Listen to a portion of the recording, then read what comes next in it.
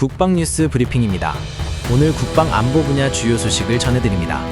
먼저 이재명 대통령의 인도 국빈 방문 소식입니다.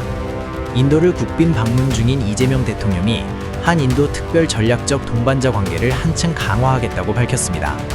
이 대통령은 현지 매체와의 인터뷰를 통해 제조 공정의 60% 이상을 인도 현지에서 진행하는 K9 바즈라 자주포 공동 생산을 방산협력의 모범 사례로 꼽았습니다. 아울러 인도의 자립 인도 정책에 대한 전적인 지지를 표명하며 조선과 금융, AI 등 전략산업 전반으로 협력을 넓혀 메이크 인 인디아 비전을 함께 실현하겠다고 강조했습니다. 또한 호르무즈 해협 등 주요 에너지 수송로의 안전 확보를 위해 인도와 긴밀히 협력하기로 했으며 동포 간담회에서는 현지 교민 사회가 한반도 평화와 번영의 미래를 보여준다고 그 역할을 당부했습니다. 북한의 탄도미사일 도발 관련 소식입니다. 북한이 19일 오전 6시 10분경 함경남도 신포 일대에서 동해상으로 단거리 탄도미사일 수발을 발사했습니다. 미사일은 약 140km를 비행했습니다. 올해 들어 7번째인 이번 도발에 대해 정부와 군은 명백한 유엔 안보리 결의 위반으로 규정하고 즉각 중단을 강력히 촉구했습니다. 해외 순방 중인 이재명 대통령은 실시간 보고를 받은 뒤 철저한 대비 태세를 지시했습니다. 이에 따라 우리 군은 한미일 정보 공유 체계를 가동하며 압도적인 대응 능력을 유지하고 있습니다. 한편 북한은 이번 미사일이 집속 탄도를 장착한 화성 11 라형이라고 주장했으나 우리 군은 기만 전술 가능성까지 염두에 두고 정밀 분석을 이어가고 있습니다. 육군 5군단이 지난 17일 강원도 철원 백마고 일대에서 6.25 전쟁 전사자 유해 발굴 개토식을 거행했습니다. 땅의 문을 여는 이번 개토식에는 참전 용사를 비롯해 우리 군을 지원 중인 호주 파견대, 라인즈맨 작전 대원들이 참석해 의미를 더했습니다. 백마고지는 1952년 10월 열흘간 무려 12차례의 공방전이 벌어진 최대 격전지입니다.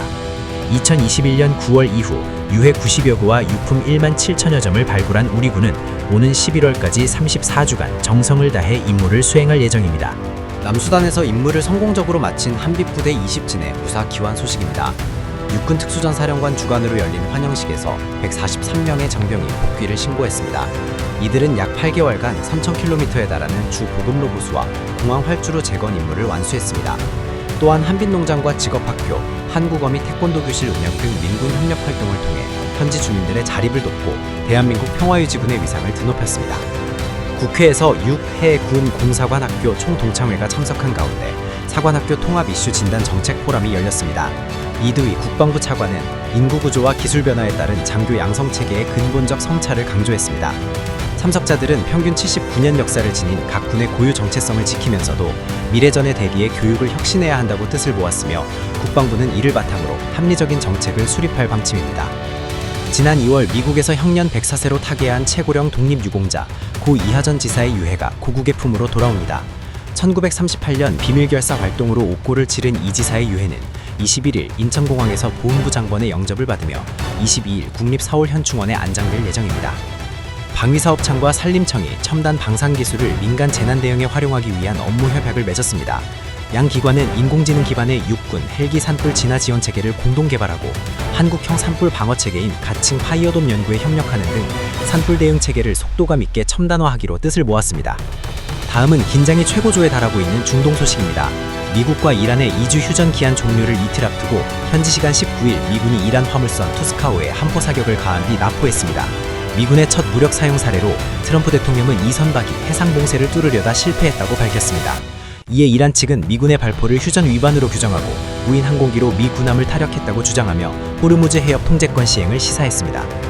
이처럼 긴박한 상황 속에서 이재명 대통령은 지난 17일 50여 개국 정상이 참여한 호르무즈 해협 자유항해 화상 정상회의에 참석했습니다. 이 대통령은 우리나라가 원유의 약 70%를 이 해협을 통해 수입하는 핵심 이해 당사국임을 강조하고 항행의 자유 보장을 위한 국제적 노력에 실질적인 기여를 하겠다는 강력한 의지를 밝혔습니다. 오늘 궁금해 시간에는 해병대 여성 최초 자주포 조종면허를 보유한 김민규 중사의 훈련 교관 일과가 소개됐습니다. 후보생들의 안전을 위해 단단한 목소리로 엄격하게 지도하는 모습이 담겼습니다. 끝으로 국방단신입니다. 방위사업청과 국방기술진흥연구소는 말레이시아 방산 전시회에 참가해 통합 한국관을 운영하며 우리 8개 유망기역에 첨단 장비를 선보이고 있습니다. 이 밖에 육군 1군수 지원사령부의 장애인시설 후원봉사와 이기자 여단 불사조 대대의 도시지역 작전 전투 훈련도 실시됐습니다. 이상으로 국방뉴스 브리핑을 마칩니다. 시청해주신 여러분 고맙습니다.